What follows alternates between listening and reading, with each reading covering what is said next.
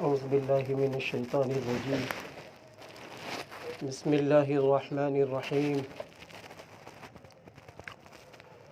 لئن شکرتم لأزیدنکم صدق اللہ العظیم۔ اللہ کے محبوب بندوں، اللہ کے روزدار بندوں، اللہ کے چہیتے بندوں، آج آپ نے قرآن کریم کو تراویح میں سنا ہے، یعنی آج ختم قرآن کریم کا یہ پروگرام ہے۔ یعنی آپ نے تراویح کی جو دو اہم باتیں ہیں کہ پورے ماہ تراویح کا پڑھنا اور دوسرے قرآن پاک کا تراویح میں سننا، تو اس وقت قرآن پاک آپ نے سنا ہے۔ اگر آپ اپنی قیمت پر اور سننے پر غور کریں تو اس وقت آپ بہت قیمتی ہیں۔ اگر آپ اپنی ویلیو دیکھیں تو آپ بہت ویلیو والے ہیں، کیونکہ قرآن پاک کا ایک حرف جب انسان پڑھتا ہے اسے 10 نیکی ملتی ہے، اور رمضان المبارک میں ایک حرف پڑھنے پر 70 نیکیاں، اور پھر قرآن پاک کا پڑھنا سنت ہے اور قرآن پاک کا سننا واجب ہے۔ وَإِذَا قُرِئَ الْقُرْآنُ فَاسْتَمِعُوا لَهُ وَأَنصِتُوا لَعَلَّكُمْ تُرْحَمُونَ۔ جب قرآن کریم پڑھا جائے اسے غور سے سنو تاکہ تم پر رحم کیا جائے۔ تو آپ سننے والے بنے تو آپ سوچئے کہ آپ اربوں کھربوں نیکیوں کے مالک بنے، تو اس لیے اللہ کا شکر ادا کریں، دل ہی دل میں یہ شکر ادا کریں کہ اللہ تیرا شکر، تیرا احسان، تو نے مجھے قرآن پاک سننے والا بنا دیا۔ اور حافظ صاحب شکر ادا کریں کہ اے رب کریم تو نے قرآن پاک سنانے والا بنا دیا۔ اور جس گھر میں قرآن پاک سنایا گیا ہے، گھر کے لوگ مائیں اور بہنیں شکر اس بات کا ادا کریں کہ میرے گھر میں اللہ کا کلام پڑھا گیا اور لوگوں نے ماشاءاللہ سنا۔ تو یہ جب اللہ کی نعمت پر ہم شکر ادا کریں گے، اللہ نعمت کو بڑھا دے گا۔ آئندہ پھر اللہ توفیق دے گا، آپ پھر قرآن پاک پڑھیں گے، آپ پھر قرآن پاک سنیں گے، آپ پھر انشاءاللہ قرآن پاک پڑھوانے والے بن جائیں گے، کیونکہ ہر معاملہ توفیق خداوندی پر ہوتا ہے۔ جیسی اللہ کی توفیق ویسا بندوں کا معاملہ ہوتا ہے۔ دوسری بات یہ ہے کہ میرے بھائیوں، جب رمضان المبارک آتا ہے تو رمضان المبارک سے پہلے اللہ تعالیٰ کئی کام کرتا ہے۔ وہ کس کے لیے کرتا ہے؟ بندوں کے لیے، ایمان والے بندوں کے لیے اور ایمان والی بندیوں کے لیے۔ پہلا کام اللہ یہ کرتا ہے کہ وہ ابلیس لعین جو ہمارے اور آپ کے گناہوں کو بڑھا رہا تھا، 11 ماہ ہم کو جو اللہ سے دور کر رہا تھا، ہر چھوٹے سے چھوٹے گناہ کو اور ہر بڑے سے بڑے گناہ کو اتنی آسانی سے پیش کر رہا تھا جس کو ہم قبول کر رہے تھے، اللہ تعالیٰ کیا کرتا ہے؟ اس کو قید کرا لیتا ہے، اس کو قید کرا دیتا ہے۔ کاہے کے لیے؟ کہ تاکہ روزداروں کے روزے وہ خراب نہ کر سکے، تراویح پڑھنے والوں کی تراویحوں کو وہ خراب نہ کر سکے، قرآن پڑھنے والوں کے قرآن کریم کے پڑھنے کو وہ خراب نہ کر سکے۔ اللہ تعالیٰ اس کو قید کر دیتا ہے۔ دوسرے اللہ تعالیٰ مالک جو جہنم کا ہے، اس سے اللہ کہتا ہے کہ مالک داروغہ تو اپنی جہنم میرے امت مسلمہ کے لیے بند کر دے، اور اللہ جنت کے داروغہ رضوان سے اللہ کہتا ہے کہ تو اپنی جنت کے سارے دروازے میرے بندوں کے لیے کھول دے، میرے روزدار بندوں کے لیے کھول دے، میرے دیندار بندوں کے لیے کھول دے، میرے پرہیزگار بندوں کے لیے کھول دے۔ اب یہ دروازے کھول دیے جاتے ہیں، جنت بندوں کے لیے آراستہ کر دی جاتی ہے، اور پھر میرا اللہ پہلے آسمان پر آ جاتا ہے، میرا اللہ پہلے آسمان پر آ جاتا ہے، اور آنے کے بعد میرا اللہ فرشتوں سے کہتا ہے فرشتوں اعلان کر دو، میرے بندوں میں اعلان کر دو کہ تیرا اللہ تجھے بخشنے کے لیے تیار ہے، تیرا اللہ تجھے جہنم سے بچانے کے لیے تیار ہے، تیرا اللہ تجھے جنت دینے کے لیے تیار ہے، تیرا اللہ تجھ پر نظر رکھا ہوا ہے۔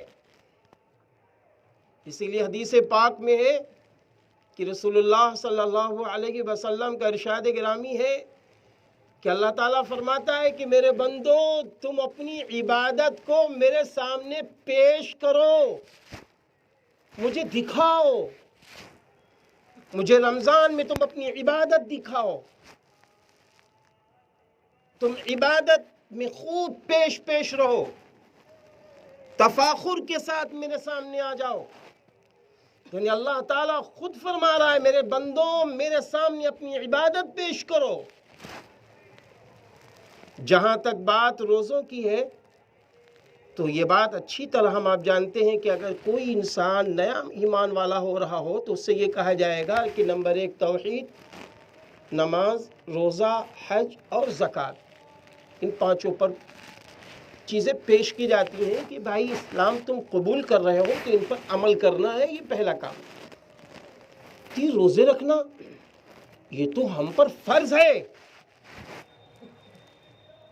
ہر کلمہ گو مسلمان بالغ مرد اور عورت پر روزے کا رکھنا فرض ہے، اللہ کوئی عذر ہو، وہ بھی عذر شرعی ہو،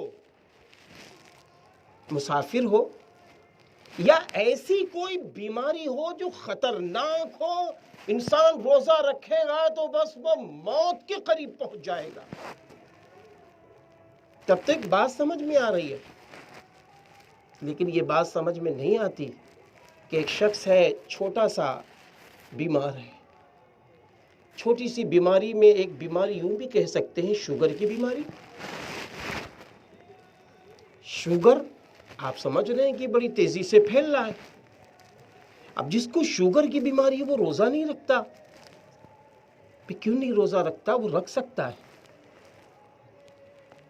وہ رکھ سکتا ہے روزہ، وہ پڑھ سکتا ہے تراویح، وہ پڑھ سکتا ہے قرآن کریم، لیکن ضرورت اس کے خود کے ذاتی فیصلے کی، کیونکہ شیطان تو قید ہے، لیکن یہ نفس جو نفس امارہ جسے کہتے ہیں یہ تو ہے میرے پاس نا۔ ہمیں خود فیصلہ لینے کی ضرورت ہے۔ کئی سال لوگوں کے ایک صاحب سے ملاقات ہوئی، کہنے لگے دعا کیجئے، ماشاءاللہ سب کام کر رہے ہیں، وہ 40 سال کی عمر ہے، سارے کام کر رہے ہیں، شوگر ہے۔ بھئی شوگر ہے تو کیا مطلب ہے کہ شوگر میں کوئی کام نہیں ہوتا؟ میں نے ایک صاحب سے پوچھا بھائی صاحب شوگر ہے آپ صبح کب اٹھتے ہیں؟ کیا کریں رمضان میں تو سارے بچے بھی سوتے رہتے ہیں، عورتیں بھی سوتی رہتی ہیں، میں بھی اٹھتا ہوں وہی 12-1 کے بیچ میں، تو میں نے کہا آدھا دن تو نکل گیا، بغیر کھائے بغیر پیے آدھا دن نکل گیا ہے، آدھا دن باقی ہے۔ آپ روزہ رکھ سکتے ہیں، آپ مغرب کی نماز سے لے کر سحری کے وقت تک خوب کھائیے پیجیے، اسلام اجازت دیتا ہے، خوب کھائیے خوب پیجیے، ایسی سی غذائیں لیجئے جو دن میں آپ کے ہمارے پیٹ میں محفوظ رہے، جو بھوک نہ لگائے۔ پانی کی وہ چیزیں، وہ پھل و فروٹ لیجئے جس سے پانی کی پیاس سے بچ سکیں، لیکن ہمارا روزہ نہ چھوٹے۔ میں آپ سے سچ کہہ رہا ہوں، اسی خیرآباد کے نام لینا مناسب نہیں، کہنے لگے نام نہ لینا، پہلے رمضان میں ان کا نہار میں شوگر 290 تھا، ان کا روزہ نہیں چھوٹا ابھی تک۔ آج ملاقات ہوئی، میں نے کہا بھئی آج آپ کا شوگر کتنا ہے؟ فرمانے لگے کہ نہار میں میرا شوگر 146 ہے، آج 146 ہے۔ دوا وہی کھا رہا ہوں جو پہلے کھاتا تھا۔ کیا بات ہے؟ بات یہ ہے کہ جب ہم نے اللہ کو مشکل کشا سمجھ لیا، اللہ کو پالن ہار سمجھ لیا، اللہ کو سب سے بڑا طبیب سمجھ لیا، اور جو دنیا کے اسباب تھے اس کو اختیار کر لیا۔ ہم نے کہا بھئی آپ نے دنیا کی کون سے اسباب کو اختیار کیا؟ تو معلوم انہوں نے کہا بھائی دنیا کی حیثیت سے ہم سے ایک حکیم صاحب نے بتایا کہ آپ بیسن کی روٹی کا استعمال زیادہ کیجئے، آپ چنے کا استعمال زیادہ کیجئے، آپ چنے کے دال کا استعمال زیادہ کیجئے، اور اسی طریقے سے آپ سیب تھوڑا کھا لیجئے، اور اسی طریقے سے آپ یہ چنی بھنی کی چیزیں یہ کھائیے، اور شروعات میں تلی چیزیں ہرگز نہ کھائیے، اور جو ہو سکے چاول چھوڑ دیجئے، اور گیہوں کو روٹی کو فی الحال رمضان میں چھوڑ دیجئے۔ اللہ نے چاہا آپ کا شوگر، طبیب نے کہا آپ کا کم ہو جائے گا۔ الحمدللہ الحمدللہ ماشاءاللہ 146 ہے آج۔ تو کہنے کا مقصد یہ ہے ہمیں فیصلہ لینا ہے۔ ہم شوگر کی حالت میں اگر روزہ رکھتے ہیں اور شدت کی تکلیف ہو جاتی ہے، اتنی شدت کی تکلیف ہو جاتی ہے کہ ہم مرنے کے قریب ہو جاتے ہیں، تو اسلام اجازت دیتا ہے، اسلام اجازت دیتا ہے کہ ٹھیک ہے آپ مرنے کے قریب خود سے نہ جائیے، آپ اگر روزہ توڑ دیتے ہیں تو آپ کو اسلام اجازت دیتا ہے، لیکن پہلے ہی ہاتھ میں ہاتھ رکھ دینا کہ ہم روزہ نہیں رکھ پائیں گے، مائیں بہنیں روزہ نہیں رکھ پائیں گی، یہ غلط ہے، یہ غلط ہے۔ کیوں غلط ہے؟ اس لیے کہ یہ رمضان المبارک ہے۔ ابھی حضرت مولانا مفتی محمد الیاس صاحب دامت برکاتہم فرما رہے تھے کہ روزے کا تعلق قرآن کریم سے ہے، اور قرآن کریم میں اللہ نے روزے کے متعلق کیا فرمایا؟ شہر رمضان الذی انزل فیہ القرآن۔ رمضان ایسا مہینہ ہے جس میں قرآن پاک نازل ہوا ہے۔ اب روزے سے اور رمضان سے کیا تعلق ہے؟ بھائی روزے کے متعلق تو تعریف ابھی حضرت سے سن لی۔ رمضان جس کے لفظی معنی ہے جلا دینا، جھلسا دینا۔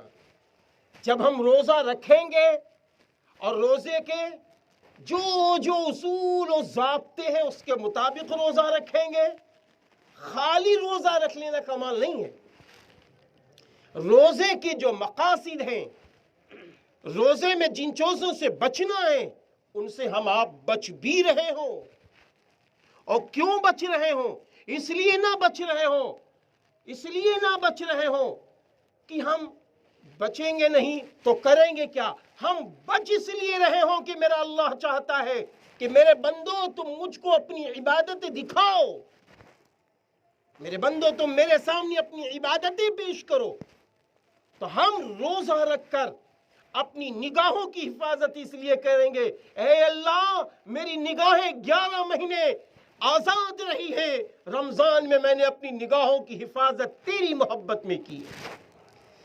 اپنے کانوں کی حفاظت ہم کر رہے ہوں کہ اللہ ان کانوں میں ڈھٹی لگی ہوئی تھی، میں جوان ہوں، اے اللہ میرے سامنے ہزاروں مسئلے، طرح کے گانے آتے تھے، لیکن آج میں نے ان گانوں کی وجہ سے اپنے کانوں کو محفوظ رکھا ہے تیری محبت میں۔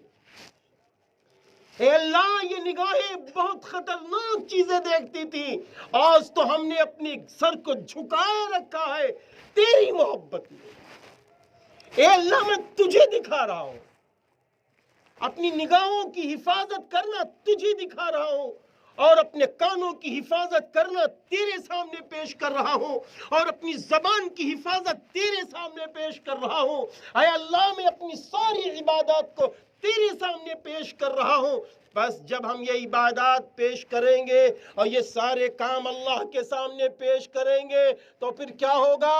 جتنے روزے بڑھتے جائیں گے اتنے ہی گناہ ہمارے مٹتے چلے جائیں گے۔ پہلا روزہ آیا، تھوڑے گناہ مٹے، دوسرا آیا اور مٹے، تیسرا آیا اور مٹے، ایسے ہی آتے آتے آتے جب 2930 رمضان کے روزے مکمل ہوئے، گویا اللہ نے پورے گناہ مٹا دیے، پورے گناہوں کو جلا کر راکھ کر دیا، پورے گناہوں کو اللہ نے جھلسا دیا۔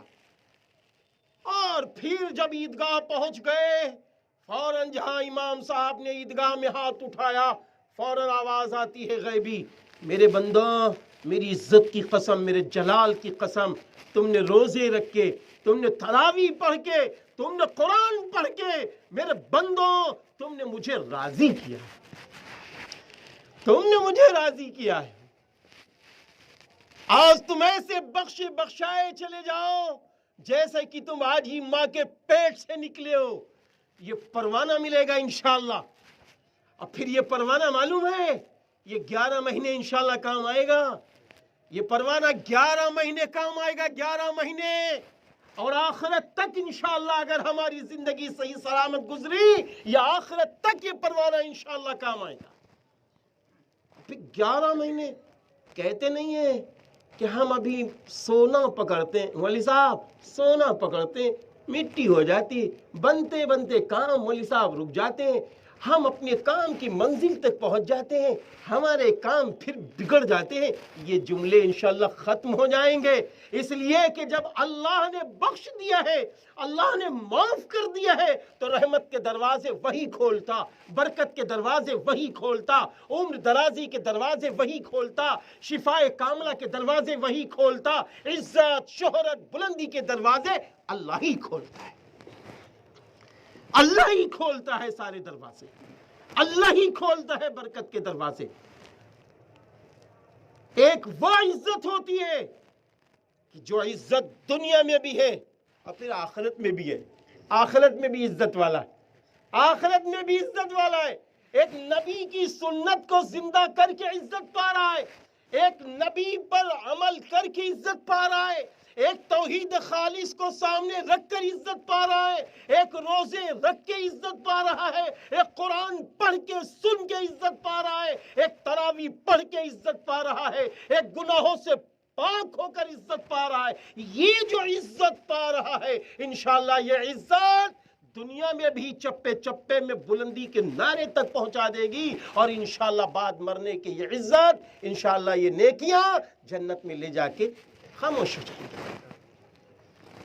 تو رمضان اس لیے آیا ہے، رمضان اس لیے نہیں آیا ہے کہ یار روزہ رکھنا ہے، نہیں، رمضان اس لیے آیا ہے جوانوں، دکھا دو اللہ کو اپنی عبادتیں، 5 وقت کی نماز تکبیر اولیٰ کے ساتھ پڑھتا ہوں، اے اللہ تیرے لیے، سنتیں ساری پڑھتا ہوں، اے اللہ تیرے لیے، نفلی نمازیں ساری پڑھتا ہوں، اے اللہ تیرے لیے، اشراق بھی پڑھتا ہوں، اے اللہ تیرے لیے، چاشت بھی پڑھتا ہوں، اے اللہ تیرے لیے، اوابین بھی پڑھتا ہوں، اے اللہ تیرے لیے، اور تہجد بھی پڑھتا ہوں، اے اللہ تیرے لیے۔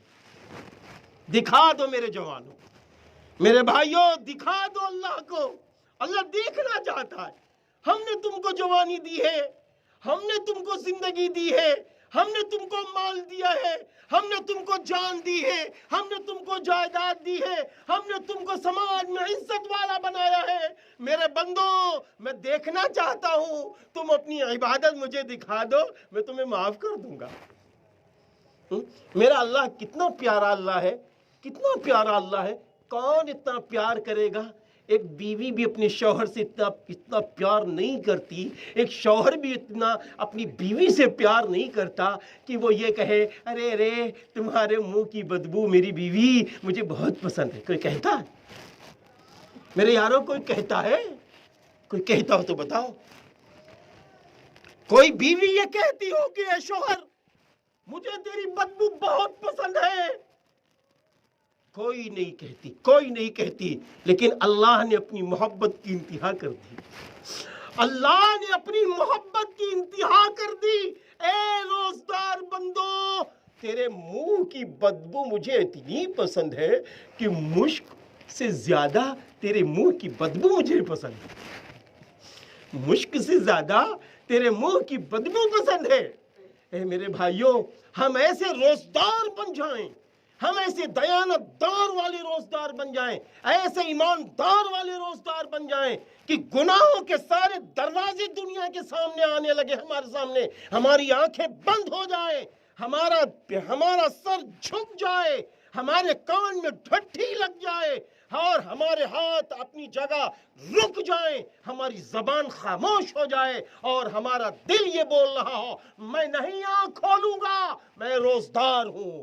میرا دل یہ بول رہا ہو میں کان نہیں کھولوں گا، میں روزدار ہوں. میں نہیں ہاتھ بڑھاؤں گا، میں روزدار ہوں. میں نہیں موبائل کا اس لیے استعمال کروں گا کہ کہیں غلط نہ ہو جائے، میں روزدار ہوں. جب ایسی فکریں ہمارے اندر ہوں گی، ایسی طاقت صلاحیتیں ہمارے اندر ہوں گی، پھر یہی تقویٰ، پھر یہی ہمارے اندر کے امتیازات، یہ نیک اعمال انشاءاللہ تعالی دنیا کے کونے کونے میں بھی ہم پہنچیں گے. ہم پھر اپنے آپ کو تنہا محسوس نہیں کریں گے. ہم کسی کونے میں بھی پہنچیں گے، فرشتوں کا سایہ ہم پر ہوگا، اللہ کی مدد ہم پر ہوگی، لوگ ہم پر اور آپ پر قربان ہو رہے ہیں. اگر ہم نے آپ نے رمضان کی قدر کی، رمضان اتنا قیمتی ہے اللہ کے نزدیک، اتنا قیمتی کہ رسول اللہ صلی اللہ علیہ وسلم کا ارشاد گرامی ہے کہ رمضان المبارک کا ایک روزہ اگر بغیر کسی شرعی عذر کے چھوٹ گیا تو سن لو پوری زندگی روزہ رکھ لو لیکن رمضان کے روزے کے برابر نہیں ہو سکتا. اور روزدار معلوم ہے اللہ کے نزدیک کتنے قیمتی ہیں. اللہ اکبر. ایک روایت میں ہے کہ جب قیامت برپا ہوگی، نفسی کا عالم ہوگا، نفسی کا عالم ہوگا، لوگ حیران ہوں گے، پریشان ہوں گے. وہ وقت ایسا ہوگا یوم یفر المرء من اخیہ وامہ وابیہ، یا اللہ، سب ایک دوسرے سے بھاگ رہے ہیں. قیامت برپا ہوگی، لوگ اپنے اعمال کو دیکھ کر رو رہے ہوں گے، تڑپ رہے ہوں گے، سب ایک دوسرے کو پکار رہے ہوں گے. ایسے موقع پر روزداروں کے ساتھ کیا معاملہ ہوگا معلوم ہے؟ اللہ اکبر. عرش رحمان کے نیچے دسترخوان بچھا ہوگا. یا اللہ، عرش رحمان کے نیچے دسترخوان بچھا ہوا ہے. چن کے روزداروں کو بلا لیا جائے گا. آؤ آؤ آؤ، رسول اللہ صلی اللہ علیہ وسلم کی امتیوں آ جاؤ، تم نے رمضان کے روزے رکھے، آ جاؤ، یہ دسترخوان تمہارے لیے ہے. آ جاؤ یہ دسترخوان تمہارے لیے ہے. اور پھر یہ روزدار اس دسترخوان پر بیٹھ جائیں گے. اللہ اکبر، اللہ اکبر. تو اس وقت لوگ نکل رہے ہوں گے، جو لوگ اپنے اعمال، برے اعمال کی وجہ سے پسینے میں ڈوبے ہوں گے، وہ لوگ دیکھیں گے، پریشان ہوں گے. ارے یار، ان لوگوں کو دیکھو، ان لوگوں کو دیکھو، ان کو کیا ہو گیا؟ ان کو کوئی غم ہی نہیں ہے، ان کو کوئی ٹینشن نہیں ہے، ان کو کوئی رنج نہیں ہے، ان کو کوئی تکلیف نہیں ہے. کیا ہوا؟ ارے دیکھو، کھا رہے، پی رہے. یا اللہ، آواز آئے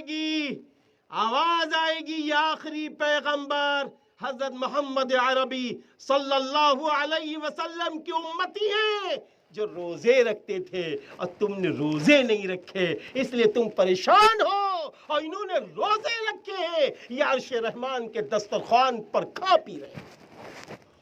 اللہ وہ دسترخوان امت مسلمہ کو ہم سب کو عطا فرما، ہم سب کو نصیب فرما. اس لیے میرے بھائیوں، ابھی چند روزے ہوئے. پہلا کام ابھی رحمت کا عشرہ ہے. رحمت کے عشرے میں پہلا کام نماز پڑھنا ہے.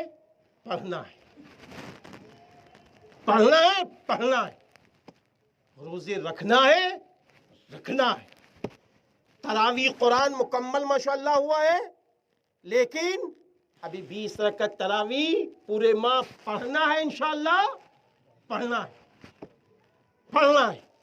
دوسری بات، ہم آپ کہتے ہیں رمضان المبارک میں کوئی وظیفہ بتا دو، بہت سارے فون آتے ہیں وظیفہ بتا دو، تو میں نے کہا بھائی میرے نبی نے تو خود وظیفہ بتا دیا ہے، میرے نبی نے تو خود وظیفے بتا دیے رمضان المبارک کی پہلا کلمہ خوب پڑھا جائے، لا الہ الا اللہ کثرت سے پڑھا جائے، استغفار خوب کی جائے، چلتے پھرتے گاڑی چلا رہے ہیں، اللہ تعالیٰ نے اگر قرآن پاک پڑھنے والا بنایا ہے تو آپ زبانی قرآن ہی پڑھتے رہیے، ورنہ لا الہ الا اللہ محمد الرسول اللہ، لا الہ الا اللہ محمد الرسول اللہ پڑھ رہے ہیں، سیتاپور جا رہے ہیں، پورا سیتاپور لا الہ الا اللہ محمد الرسول اللہ سے گونج جائے، چپے پہ ہمارا آپ کا کلمہ گونجتا چلا جائے، پڑھ رہے ہیں، زبان ہل رہی ہے، سفر کر رہے ہیں، دکان پر کسٹمر نہیں آیا، لا الہ الا اللہ محمد الرسول اللہ،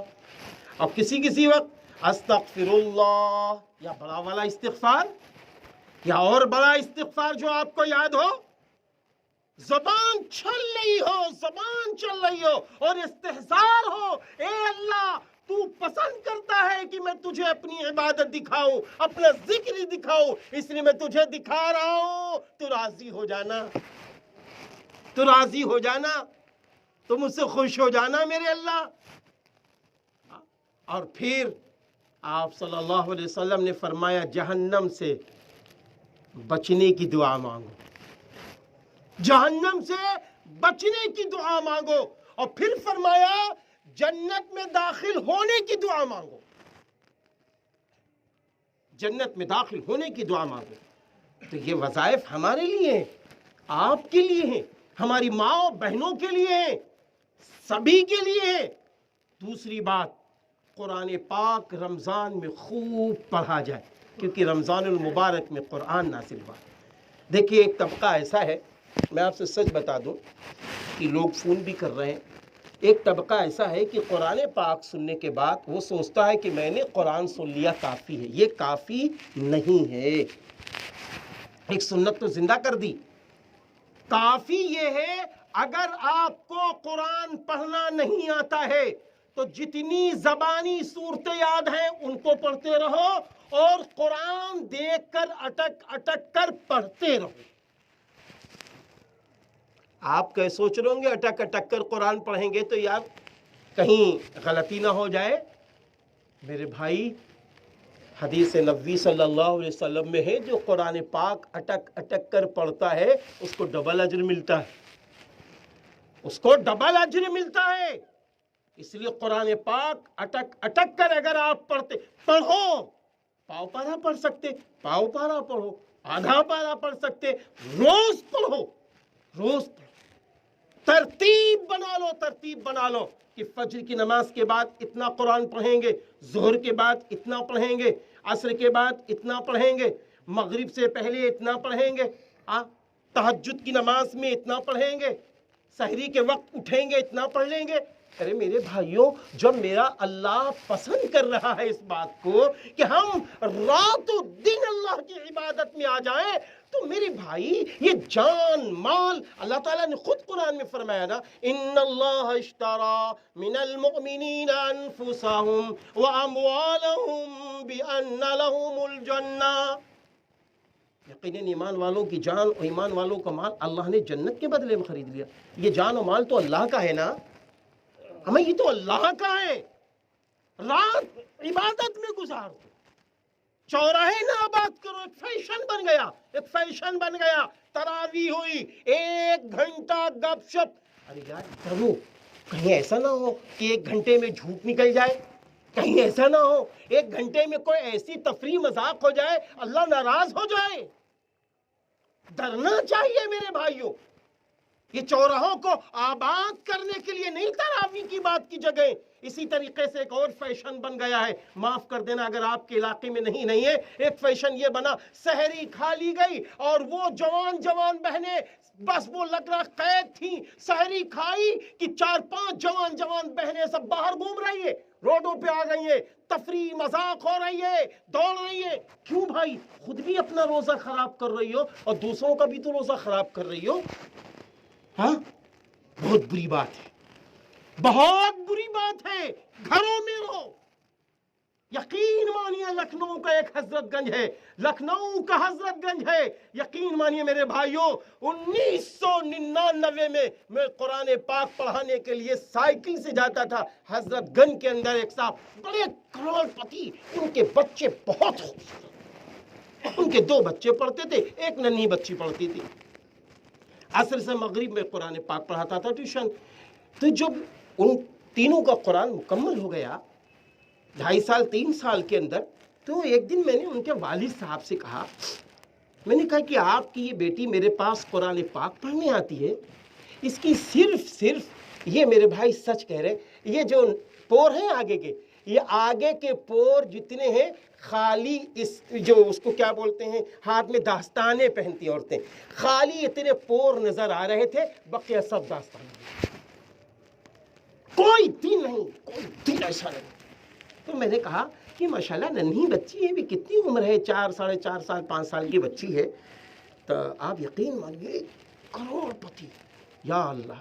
کہنے لگے مولانا یہ تو میری بٹیا ہے، ایک بٹیا ہے 2 بیٹے ہیں. ایسے ہی باہر کے رہنے والے سلطان پور طرف کے کہیں گے ایک بٹیا ہے 2 بیٹے ہیں، لیکن میری بیوی کا عالم یہ ہے کہ کبھی میری موٹر سائیکل پر بیٹھ کر کبھی مارکیٹ نہیں گئی.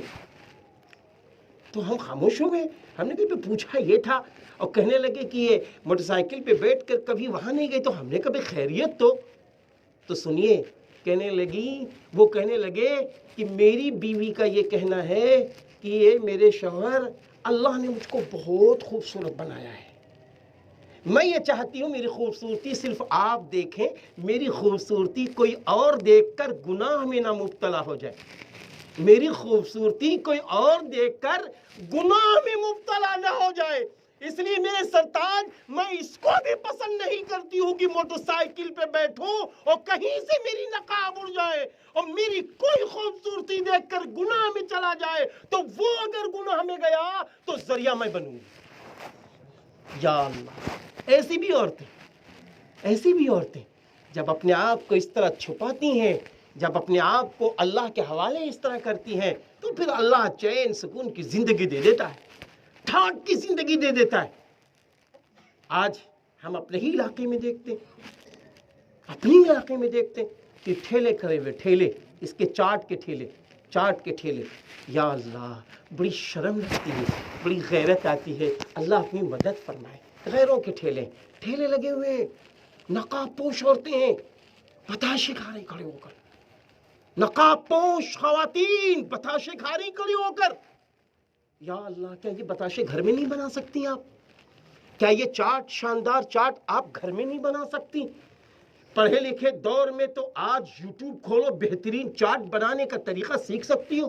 یہ چاٹیں اپنے گھر میں بھی بنا سکتی ہو. اپنی قیمت پہچانو کہ آپ اسلامی لباس میں ہیں، آپ نقاب میں ہیں، آپ برقعے میں ہیں. کہیں ایسا تو نہیں ہے کہ آپ کے وہاں کھڑے ہونے سے غلط میسج جا رہا ہو. اس پر غور کرنا ہوگا، اس پر توجہ دینی ہوگی. رمضان المبارک ہے، ہم رمضان میں تھوڑی سی بھی توجہ اگر دیں گے تو انشاءاللہ 11 ماہ ایک اچھی توجہ زندگی پہ ہو جائے گی. اور پھر یہ 11 ماہ ٹھاٹ کے گزریں گے. اور اسی طرح ایک اور بھی درخواست ہے، آخری 2-3 باتیں. ایک درخواست یہ ہے، اعتکاف کے سلسلے میں اعتکاف میں عام طور پر یہ دیکھا جاتا ہے بوڑھے میاں اعتکاف میں بیٹھ جاتے ہیں، بوڑھے لوگ اعتکاف میں بیٹھ جاتے ہیں. اب وہ بوڑھے صاحب رات میں بیچارے، ایک صاحب کا واقعہ ہے کہ دیہات میں اعتکاف میں بیٹھے، رات میں بیچارے استنجے کے لیے اٹھے، گر پڑے، 1-1.5 گھنٹہ گرے رہے.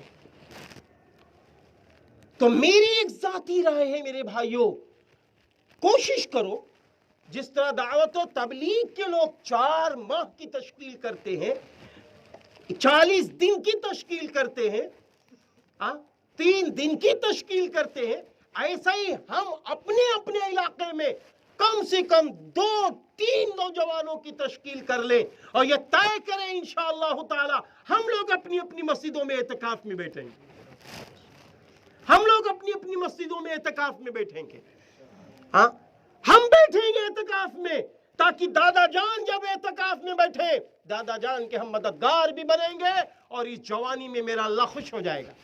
عرش اعظم کے 7 سائے ہیں، ان میں سے ایک سایہ نوجوان عابد کا ہے، تو میری رائے ہے ایسی تشکیل کا کام کیا جائے۔ آخری باتوں میں ایک بات یہ بھی ہے کہ دیکھیے سحری کا وقت ہو جاتا ہے، آپ دیکھیں جیسے ہی سحری کا وقت ہوتا ہے، بس سحری کا وقت ختم ہوا فوراً اذانوں کی آوازیں آنے لگتی ہیں، وہ غلط ہے۔ سحری کا وقت ختم ہوتے ہی اذان کی آواز غلط ہے، آپ 4 منٹ 5 منٹ ٹھہرو، 3 منٹ 4 منٹ 5 منٹ ذرا سے ٹھہرو، سحری کا وقت ختم ہو گئے نا، اب ذرا سے ٹھہرو، 3-4 منٹ ذرا سے ٹھہرو، امت کی فکر اتنی مؤذن امام صاحب نہ کرے کہ اذان ہی نہ ہو، اذان ہی نہ ہو، اس لیے اس کا خیال رکھا جائے۔ سحری کا وقت ہو گیا ہے، 3-4-5 منٹ رک جاؤ، اس کے بعد اذان دو، اس کے بعد اذان دو۔ اگر ہم ان باتوں کا خیال رکھیں گے، کیونکہ جب اذان ہی نہیں ہوگی تو پھر نماز کیسے ہو جائے گی، نماز کیسے ہو جائے گی، اس لیے اس کا بھی خیال رکھنا چاہیے۔ اور آخری بات، روزہ افطار کے وقت ویسے تو روزدار کی دعائیں قبول ہوتی ہیں، لیکن روزہ افطار کے وقت دعا ضرور قبول ہوتی ہے، اس لیے چاہے روزہ افطار ہم دکان پر کر رہے ہوں، چاہے روزہ افطار مسجد میں کر رہے ہوں، چاہے روزہ افطار گھر میں کر رہے ہوں اپنے بچوں اپنی ماں بہنوں کے ساتھ، اور چاہے روزہ افطار کرا رہے ہوں، ہم لوگ اس بات کا خیال کریں کہ انشاءاللہ تعالی افطاری کا انتظام 20 منٹ پہلے کر لیں گے، افطاری کا انتظام انشاءاللہ 20 منٹ پہلے کر لیں گے، اور 20 منٹ پہلے کرنے کے بعد جلدی سے اللہ کے حضور اپنے روزوں کو رکھیں گے۔ اللہ روزے قبول کر لینا، اللہ روزے قبول کر لینا، اللہ جو قرآن پڑھا ہے قبول کر لینا، اے اللہ جو نمازیں پڑھی ہے قبول کر لینا، اے اللہ جو استغفار کیا ہے قبول کر لینا، اے اللہ جہنم سے بچا لینا، اللہ جنت میں داخل کر دینا، اللہ نبی اکرم صلی اللہ علیہ وسلم کے ہاتھوں سے حوض کوثر کا پانی نصیب فرما دینا۔ اور اے اللہ ایک بات اور ہے، مہنگائی کا دور ہے، میرے اللہ میری روزی بڑھا دیجیے، کہو اللہ سے، اللہ میری روزی بڑھا دیجیے، میری روزی میں برکت ڈال دیجیے، غیب سے روزی دے دیجیے، اے اللہ تو نے قرآن میں کہا ہے متقی بن جا، میں غیب سے روزی دوں گا، اے اللہ میں اس طرح تو متقی نہیں بن پا رہا ہوں جس سطح سے بھی متقی بنا ہوں، اے اللہ مجھے روزی میں برکت بھی دے دے اور بعد مرنے کے جنت بھی دے دے۔ اللہ سے دعاؤں کا اہتمام کیا جائے، رویا جائے اللہ کے سامنے، اپنے لیے رویا جائے، اپنے بچوں کے لیے رویا جائے، اپنے ماں باپ کے لیے رویا جائے، اپنے خاندان والوں کے لیے رویا جائے، اپنے محلے والوں کے لیے رویا جائے، اپنے قصبے والوں کے لیے رویا جائے، امت مسلمہ کے لیے رویا جائے، سارے انسانوں کے لیے رویا جائے، کیا معلوم کس روزدار کا رونا کام آ جائے۔ تیسری دعاؤں کا اہتمام کیا جائے، اور تہجد کی نماز میں اپنی ماں اور بہنوں اور بیوی بچے کا احترام کیا جائے جب وہ ہمیں آپ کو جگائیں، ورنہ بیچاری وہ اٹھ جاتی ہیں اور ہم کو وہ جگاتی رہتی ہیں، ہم گھڑی دیکھ کے سوتے رہتے ہیں، اور اس کے بعد جہاں وقت ہوا سحری کا اٹھے اور جلدی جلدی سحری کھایا اور نماز پڑھی پھر سو گئے۔ نہیں میرے بھائی، طے کرو انشاءاللہ ہم تہجد کی نماز سحری میں پڑھتے ہیں، انشاءاللہ اور پڑھیں اور پڑھیں گے انشاءاللہ۔ اگر یہ عمل کرتے رہیں گے پھر رمضان اتنا پیارا گزرے گا، اتنا پیارا رمضان گزرے گا کہ گھر گھر اللہ کی رحمتیں آ جائیں گی، گھر گھر میں اللہ کی برکتیں آ جائیں گی، ساری طرف بخشش کے پروانے ہر نوجوان کو، ماں و بہنوں کو، سب کو مل چکے ہوں گے۔ پھر کیا ہوگا؟ 11 مہینے پورے علاقے میں ٹھاٹ ہی ٹھاٹ نظر آئے گا، اللہ کی رحمت و مدد ہی نظر آئے گی اور اللہ کی نصرت ہی نظر آئے گی۔ اور پھر جب رمضان کے بعد عیدگاہ کی طرف چلیں گے تو پھر فرشتے مصافحہ کریں گے، اے روزدار بندے، اے تراویح پڑھنے والے بندے، مبارک ہو مبارک ہو، جا اللہ کے گھر کی طرف، آج تجھے بخشا جائے گا۔ ایسے پروانے، ایسے نغمے ملیں گے انشاءاللہ۔ اللہ تعالی ہمیں اور آپ کو رمضان المبارک کی قدر کرنے والا بنا دے۔ اللہ تعالی ہمیں آپ کو 5 وقتہ نماز با جماعت پڑھنے کی توفیق عطا فرما دے۔ اللہ تہجد کی نماز پڑھنے والا بنا دے، اشراق، چاشت اور نفلی نمازوں کو پڑھنے والا بنا دے۔ اللہ تعالی خوب دعاؤں کا اہتمام کرنے والا بنا دے۔ اعتکاف میں بزرگوں کے ساتھ ساتھ نوجوانوں کو اور گھروں میں ماؤں بہنوں کو بھی اعتکاف کرنے والا بنا دے، اور شب قدر کی راتوں میں جاگنے والا بنا دے۔ وآخر دعوانا ان الحمدللہ رب العالمین۔ السلام علیکم۔